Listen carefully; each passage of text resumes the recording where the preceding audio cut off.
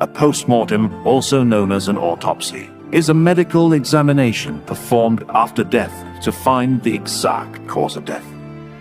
It helps doctors identify diseases, injuries, infections, or poisoning that may not be visible externally.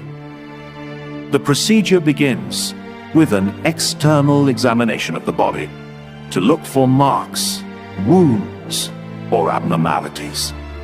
Next, a careful incision is made to examine internal organs such as the brain, heart, lungs, liver, kidneys, and stomach. Small tissue samples are taken from these organs and preserved in special containers for laboratory testing. Blood, urine, stomach contents, and eye fluid may also be collected for toxicology and infection analysis.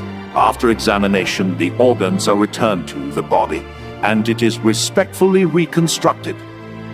A detailed post-mortem report is then prepared to officially determine the cause of death.